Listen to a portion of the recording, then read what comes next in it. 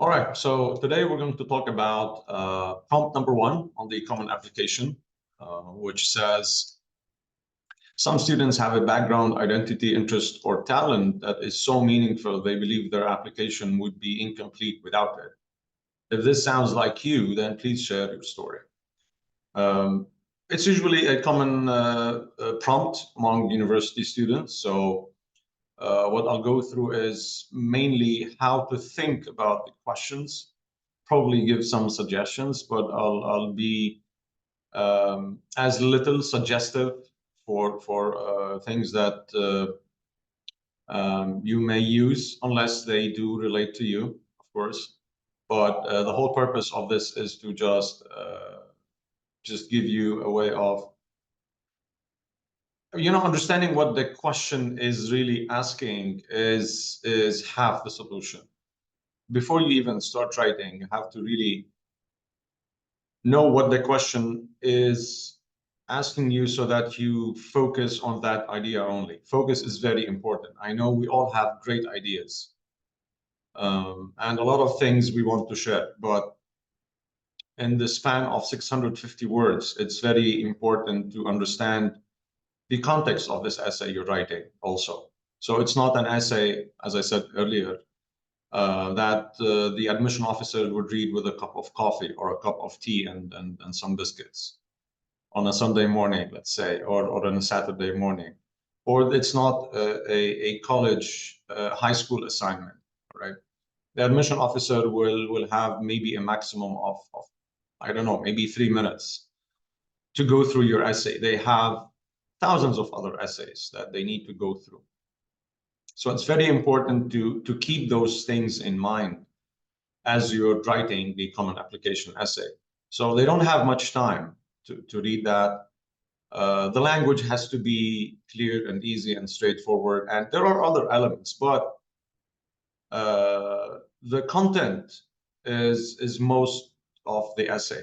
The organization, the way it's presented, the language, the focus are all that. But it has to be an easy experience for the admission officer. They have to more or less enjoy it. They have to not find it too closed for their understanding or too creative. So yeah, you need to just to consider a lot of things. But if you go through the question, understand what the question really wants, and think about it in an effective way, you will kind of know what kind of presentation you should be doing and what kind of content should be there. So focus helps you create that clarity in the admission officer's mind when they're reading it later on. So just as an example, we'll do prompt one and the others later. So some students have a background edit. So if this, as they say, if this sounds like you, then please share your story. So if I think about it, okay, they're giving me 4 things here. I have background, I have identity, I have interest, and I have talent. So you need to think, okay, and of course, there are questions that resonate with you. So that you don't end up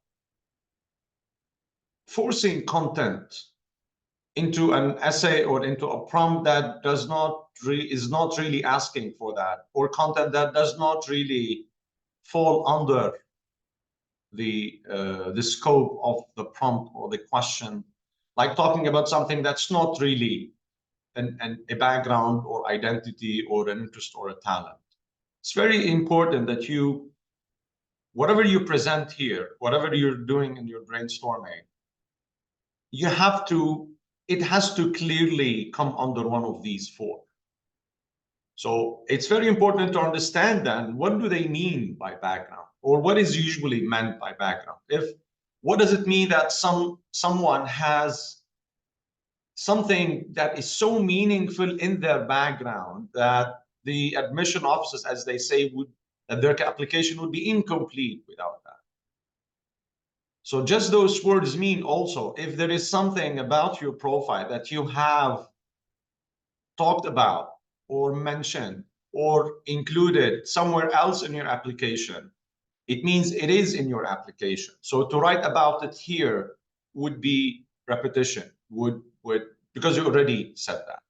So the whole phrasing of the question as well, before we get into the 4 things that they're asking about, that's something that you're going to talk about has to be so meaningful in your life, has to be so important for you, or has really, really shaped who you are, had a great impact on your life, or like, yeah, that's the question.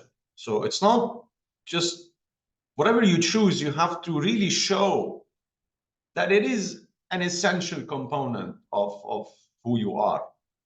And it is a big player in your life for that matter. So yeah, that's what you need to think about whatever you choose.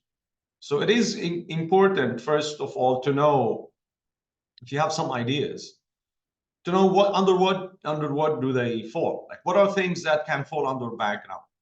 You may address more than one. You may have really something special about your background, and you may have also a special talent or special interest. You may talk about the whole 4, as long as you keep in mind this idea that whatever you say has to really be an essential component of your being, of who you are, of how you act, or how you make decisions, how do you form your long-term plans. That has to be really something in your life, not something average or something that is also common to like thousands of other students.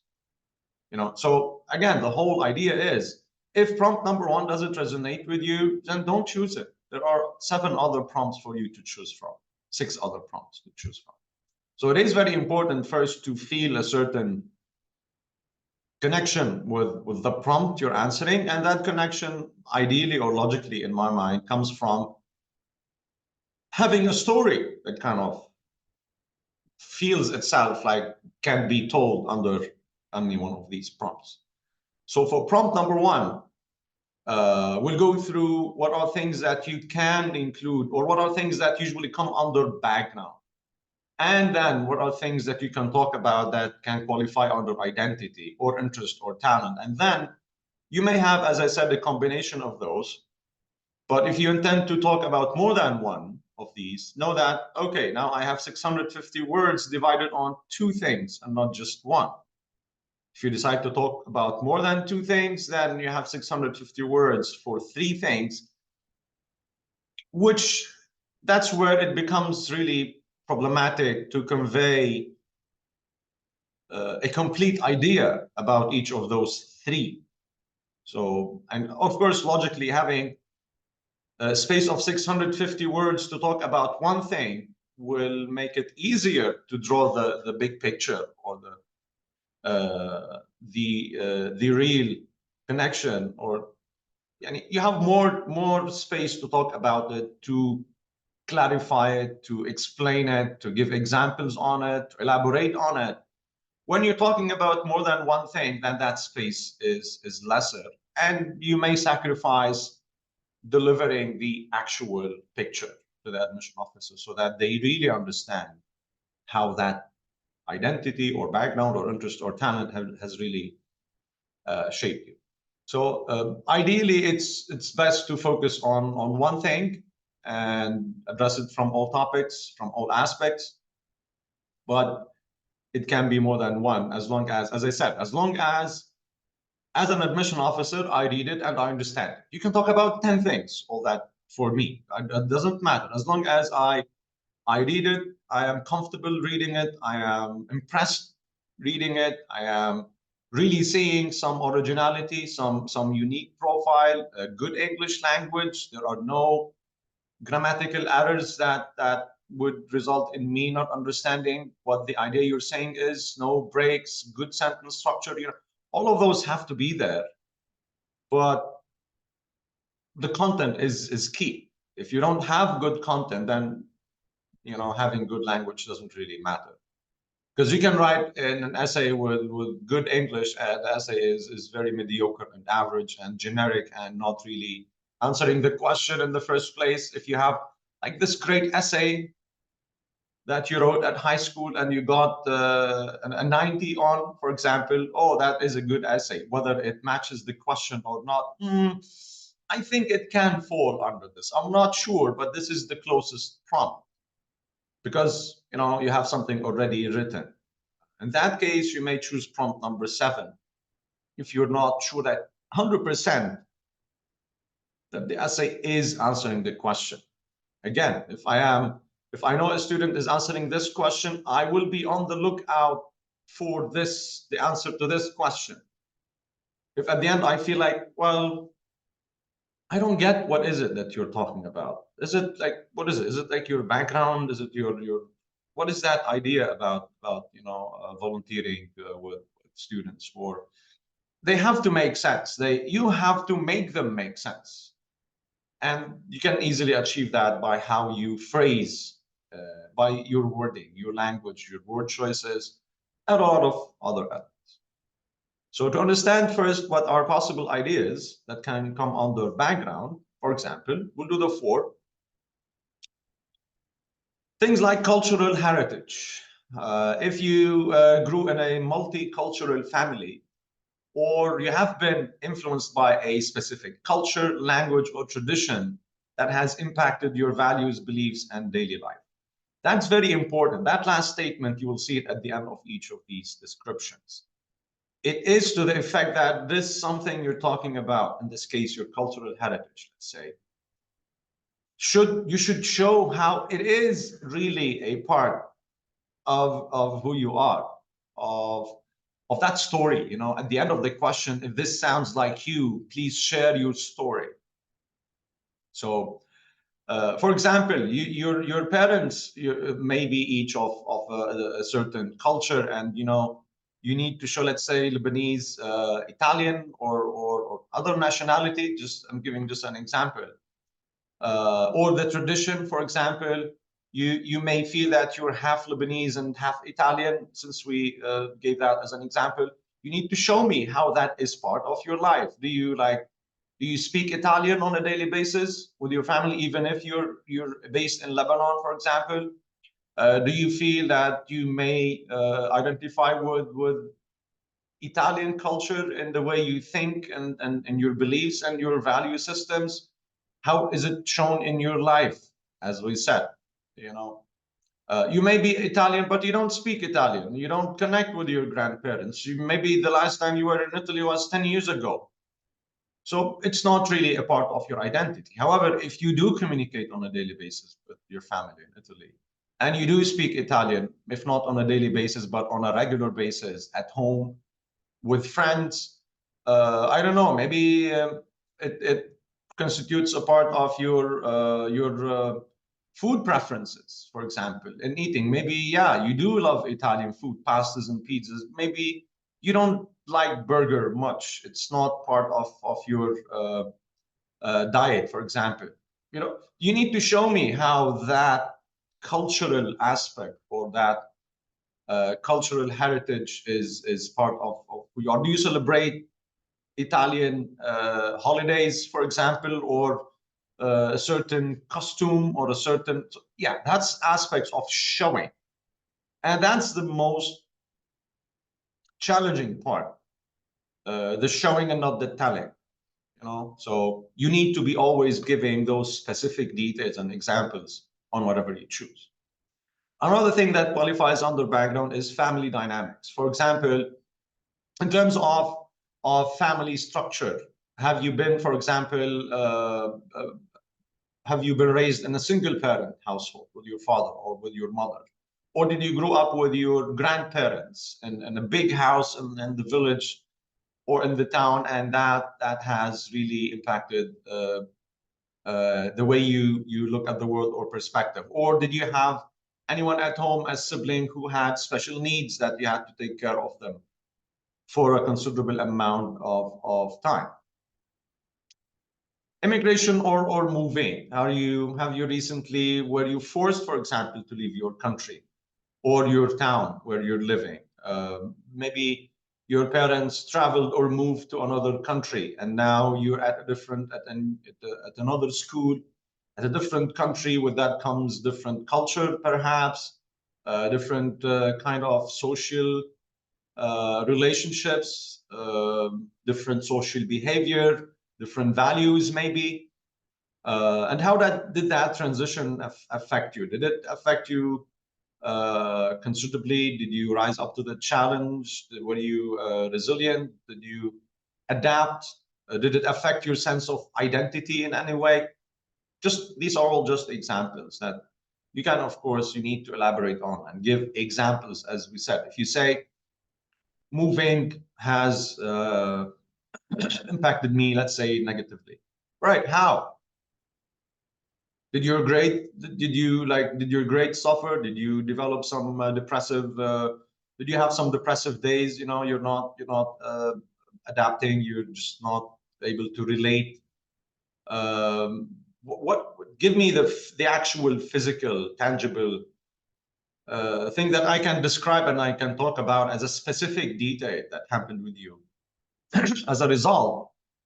And eventually, remember, it has to have had a great impact on something in your life. So if your parents have moved, but you know their movement hasn't really affected you, whether you're in Dubai or in Beirut or in whatever, it's really normal for you, then do not use it just to answer it, right? Choose another idea. Socioeconomic background, especially if you have been raised in a challenging financial hardship and you had to overcome it, where resources were limited to you. Yes, you love to learn, you love engineering, you want to study in the US, the top destination in the world, but your socioeconomic profile, for example, is a big challenge. You did not go to a good private school, you did not do the IB, you went to a public school, let's say, not enough interest in education generally where you go to school. There are many challenges at different levels that can be obstacles in your way that you think that they have also contributed to a larger part to your development, and they have influenced your ambitions or determination. So yeah, that could be also something in under background. Religious or spiritual background, being part of a particular faith system or exploring different spiritual beliefs that got you into a certain value system that you developed for yourself and now guides your behavior, your ethics. So if that is also and religion or religious affiliation is usually a good variable that does affect people's behaviors for to a great extent. So yeah, you could talk about that as well. Educational environment, as we said, but again, there are some examples like if you have attended an all girls or an all boys school or boarding school, or were you homeschooled.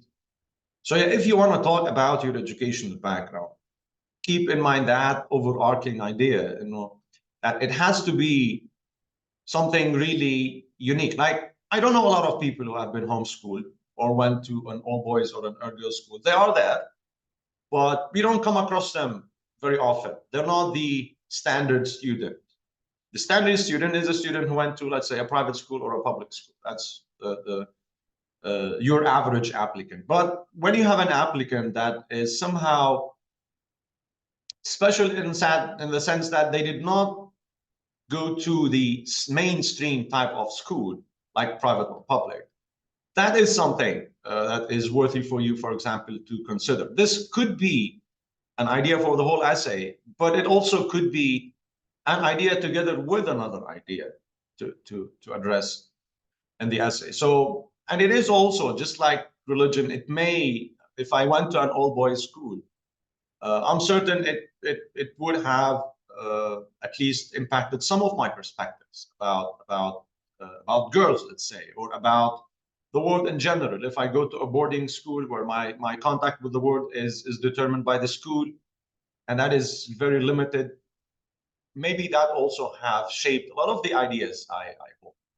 Maybe I went to a boarding school, but then I went to a new school, and then that's where things happened also in my mind, and I started discovering things or realizing that some of the ideas I had before when I was boarding school, well, now they may fall apart. Maybe I'm building new ideas based on this new understanding of the world that just happened to me as a result of that move from uh, from an all boys school to a mixed school, let's say, or to university, or maybe you're looking forward to university and to studying in the US because it's so diverse and because it's not like all one uh, direction or one color, let's say, just like an all boys school.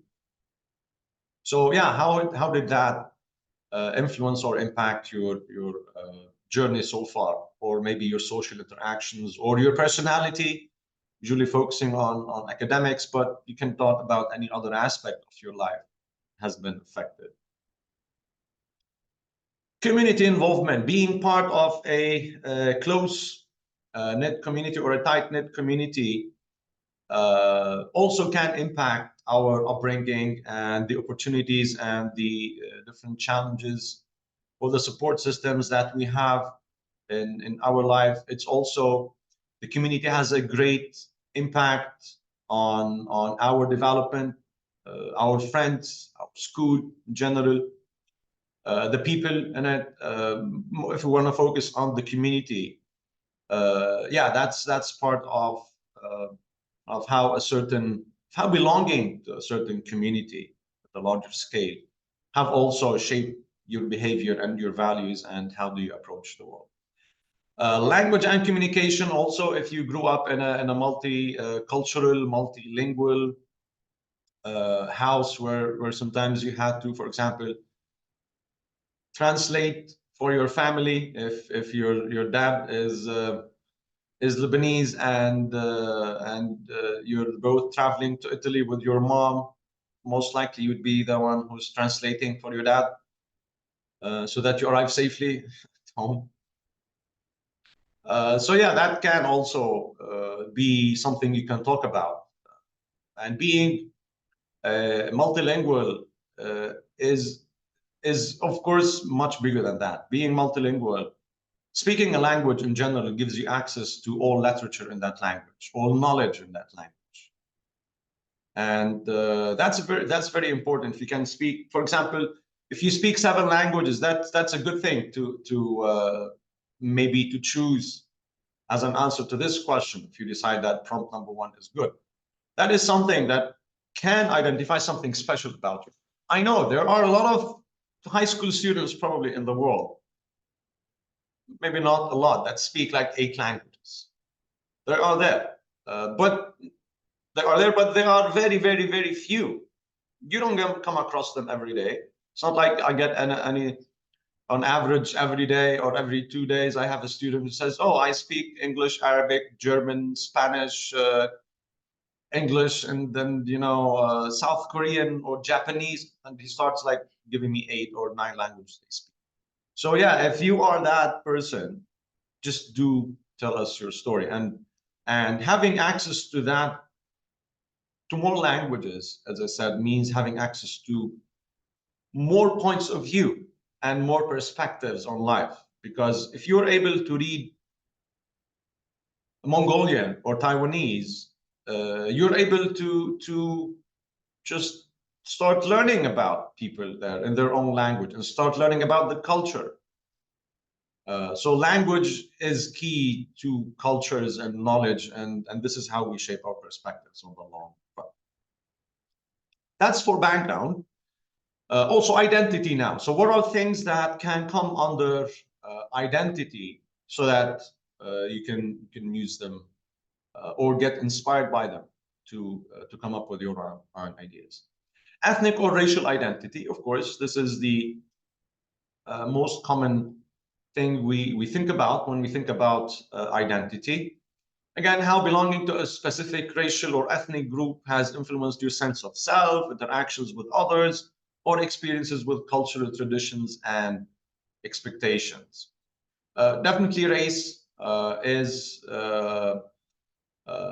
it's not the rule. Again, none of this is a rule, whether it's identity or background or gender, as we will see later, or talent.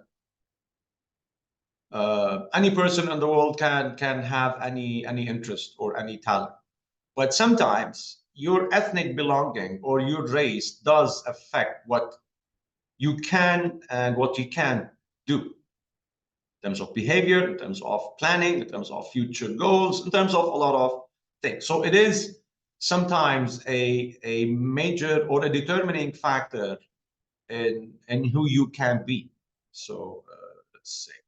So again, if that is your case, if you belong to an ethnic group or have been influenced by a certain ethnic group, let's say, or you're belonging to that certain ethnic group had influenced your life trajectory, let's say, then this is something that you can talk about. Gender identity, your journey with gender identity, such as identifying as the many gender types available now. So also, if that has affected what you hope to do or what you can do or your personality or your behavior or your sense of belonging in general. So when we talk about identity, a common phrase is this belonging. The word is very common. Sense of belonging to a group and a country. You may be in Lebanon, but you don't feel like you belong here because of different elements. So if that's your case, also you need to like navigate through all of those and show how your gender identification, let's say, doesn't like really feel or does impact your navigation of or navigating different aspects of society. Religion or spiritual identity, also it is in the background part, we're talking about it being in your general background. But here you can see it also as something that you're actively participating in it as following a certain spiritual path, for example, or following the certain rituals or beliefs or values of a certain spiritual or religious system, let's say, or a faith system. Cultural identity, also, how do you identify with a certain culture, including traditions, customs, or values, and how this shapes your worldview or sense of belonging? Again, so we're always talking about, if you recall the example we did on being part of a cultural environment as well. So how much does it play into making you who you are in that sense? Nationality or citizenship, identifying as an immigrant, let's say, or holding multiple nationalities, or having a stateless background, especially for students who are undocumented. Sometimes they may decide to choose this question for that reason. So how does your nationality or belonging to a certain state, let's say, how does it influence your being and your sense of belonging? Language or linguistic identity. Also, if you speak more than one language, being multilingual or speaking a minority language, let's say, Syriac. You always read Syriac. You've read the Bible in the Syriac language. You live in a Syriac household. You still speak Syriac every day with your grandmother or grandfather. And of course, just like the example we gave on Italian, do you pray? Do you use Syriac phrases in your prayer compared to the English or Lebanese Arabic ones, for example? Do you eat a lot of food that has a Syriac name and you're always talking about it?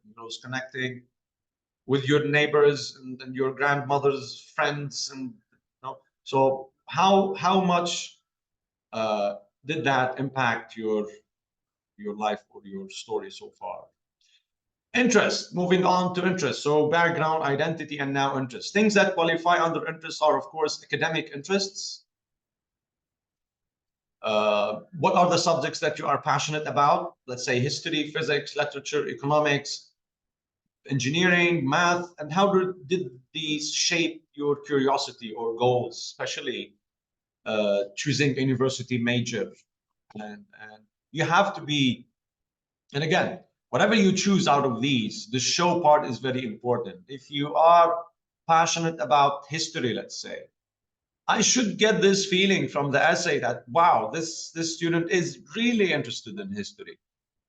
So you need to have much above average knowledge in history, in people, in events, in your way of thinking about history, that maybe it repeats itself, maybe it doesn't repeat itself. Maybe you stop at some really interesting statements made by people from history. I don't know, maybe Cicero or Hadrian, or Roman, Greek, modern, classic. You have to show me that, wow, you are really interested in history from those 650 words. Hobbies, or anything you do in your free time, maybe cook, maybe paint, write, take photos, play chess, etc. And of course, what do they mean to you? If they are really something very important in your life. Remember, the question was, whatever you're talking about has to be really meaningful. So let's say maybe you have a hobby of playing chess. Well, maybe you play chess every Sunday, or maybe like once or twice per year. There's a big difference. So if you play chess once or twice a year, then most likely chess has no impact on your life. Maybe it was one time you played chess and you had some kind of realization that contributed to who you are right now. But again, whatever you say, if you talk about playing chess, also I have to see that, wow, playing chess is really something unique about this applicant, etc. So yeah, it has to be with you on almost a daily basis. Whatever you choose to talk about here, it has to be with you all the time, or like most of the time. That's how you identify something that is really important in your life from something that's not really important. Community service, if you volunteer at animal shelters, if you participate in or organize charity events, or work with underprivileged communities, you volunteer.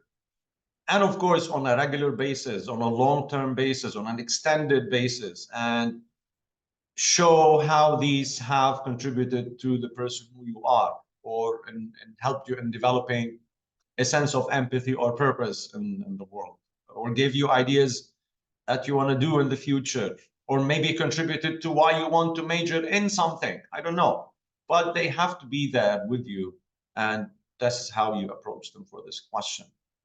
Travel, of course, a lot of exploration means a person who had seen a lot of places, who has a lot of images in their heads, visiting a lot of countries and regions, exposure to different cultures would definitely expand anyone's understanding of the world.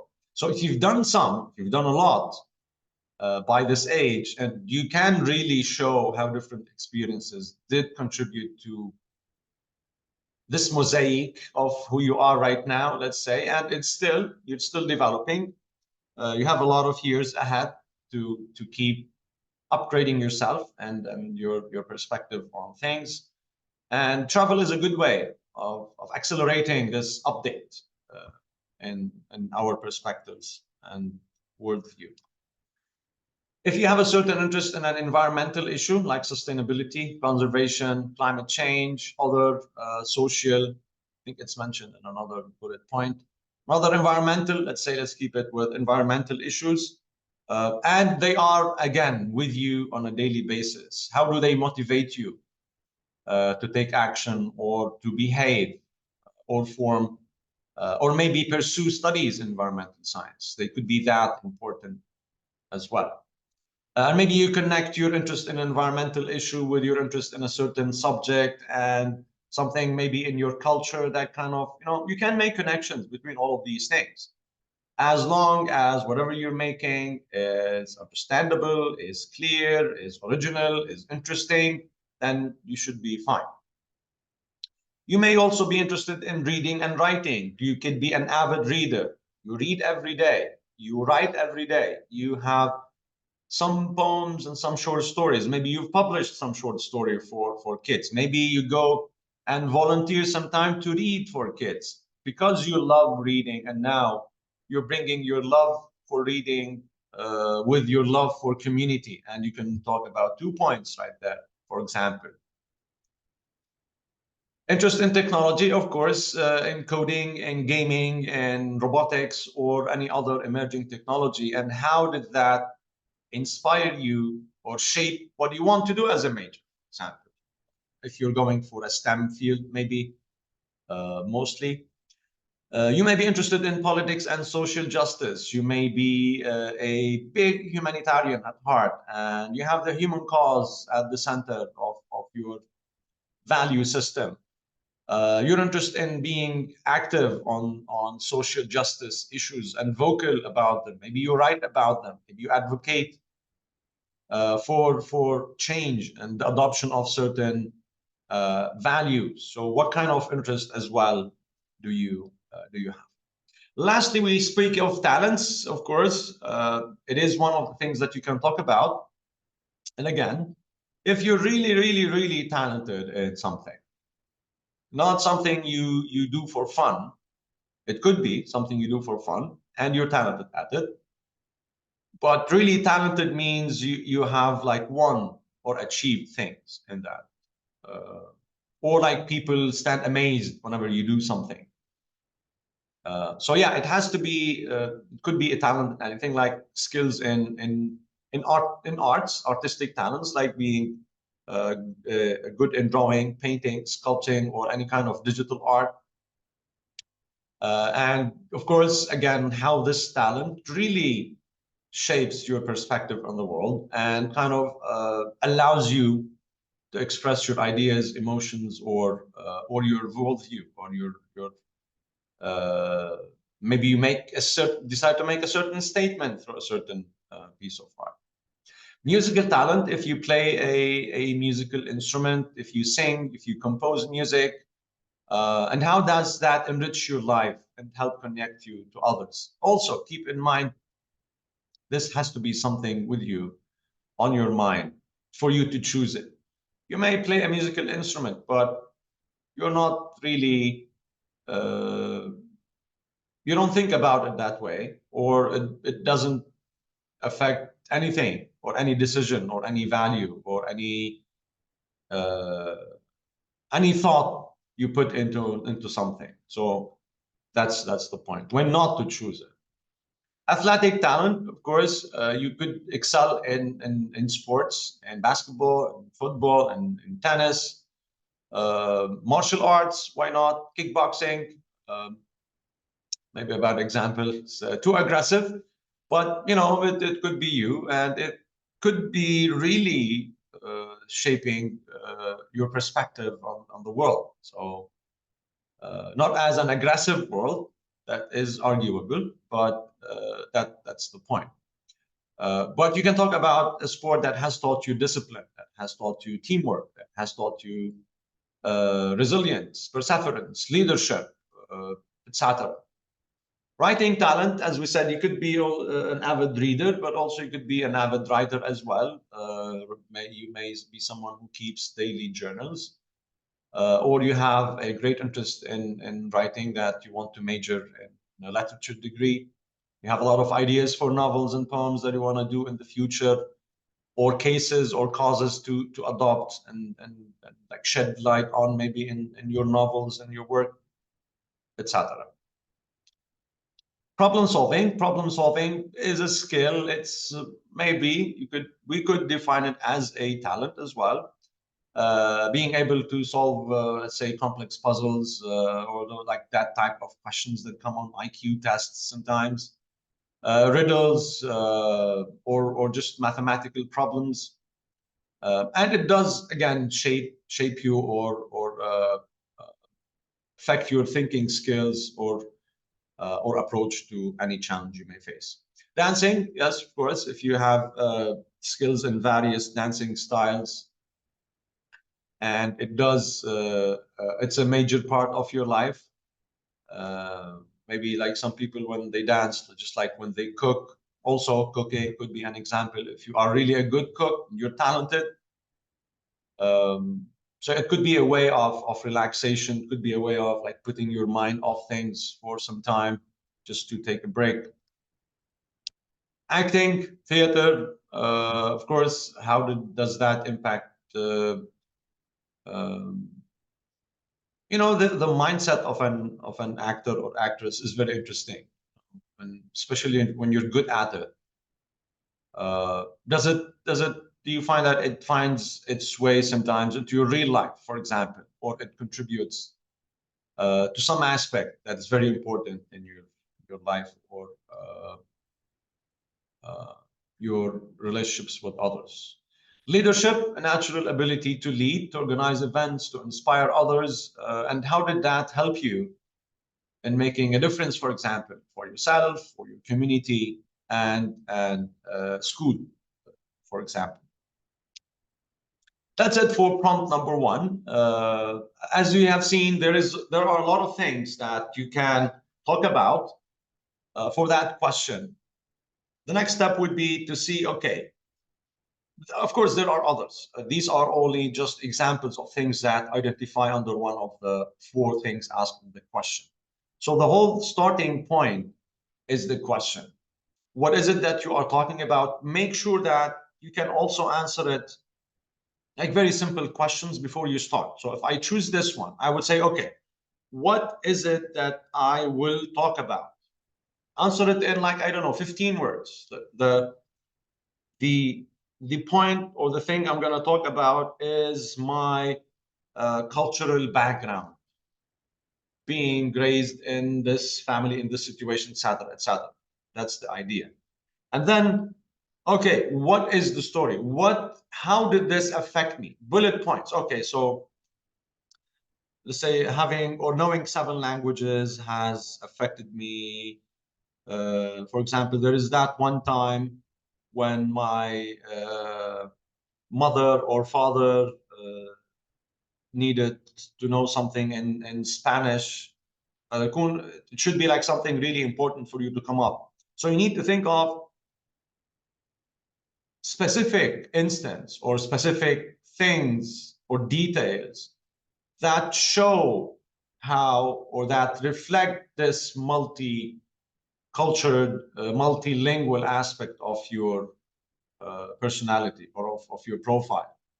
So you have to give a lot of examples that show, wow, really knowing a lot of languages is part of what you want to do. Especially if, let's say, you want to do a translator, especially if you hope to work as an interpreter, let's say, later for like agencies like the United Nations, like the World Health Organization, like other places where an interpreter is required. Maybe it's to some news channel, for example, where they need interpreters, especially when it's live, for example. So yeah, those are the things you need to be thinking around, and you need to connect them. If they are not connected, then I cannot have a full, clear picture in my head. So there has to be connected to one thing. So the more you know, okay, this is my idea. I'm going to talk about the fact that I know 8 languages, and I'm going to tell the story of that. How did I come to know 7? So let's say I was born Lebanese, English, French by default. Okay, let's say so 18 years old, I know these 3, or maybe 2 as a typical Lebanese student. Okay, how did I learn Spanish? Why did I learn Spanish? When did I learn it? You have to put a lot of thought before you start writing. Maybe the way you learn Spanish isn't as interesting as when you had to learn Mongolian, for example. I don't know. Maybe that is a more interesting story to tell. And then talk about, okay, so how did that also contribute generally to where I want to go in life? So how did it contribute to me choosing a certain major as translation? That's maybe why.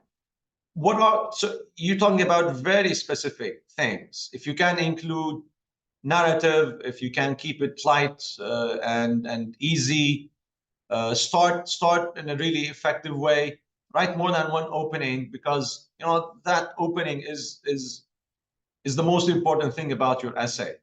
It is like the icebreaker with the admission officer. You don't want to start very, very creative to a degree that I read like a whole paragraph of, let's say, 100 words, and I still don't get what you're talking about. Don't get me there.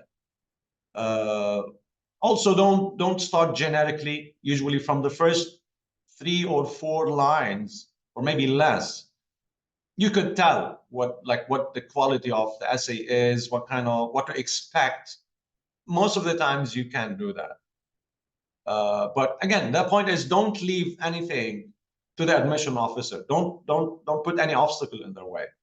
So that's we're talking about presentation now, not the content. So you have the content, you need to brainstorm for it, write a lot, and then do like a draft 1, a draft 2, a draft 3, revise, go back to those notes. The more you take notes, the better. So and the most important part is the initial part, as I said. Think about the question very well. Preparation is key. So once you have really prepared, then you start writing the essay. Everything is clear. I'm going to use this here and there and there. And then you first write the first draft, you read it, you keep it, you sleep on it for like 2 to 3 days, then read it again objectively, trying to forget what the content is and see how do you react to it. Is this something that's really you? Or this is something that, what, this reads like anyone else could have written. If I just change the name or change the whatever, it'll be just some average essay. Or, wow, it's really me. No, this, this paragraph, no one else can write this but me. This essay, no one can write this essay but me. It's very me. When you hit that point, then that's when you know that, okay, I have a good essay. Of course, with the other elements of being in good English, of having no grammatical problems, of flowing, of being coherent, of being unified. Do you enjoy the essay? Do you like it? If you yourself don't like it, then probably you shouldn't expect the admission officer to like what you have written. So yeah, that's in a nutshell how to approach prompt number 1 for the common application essay.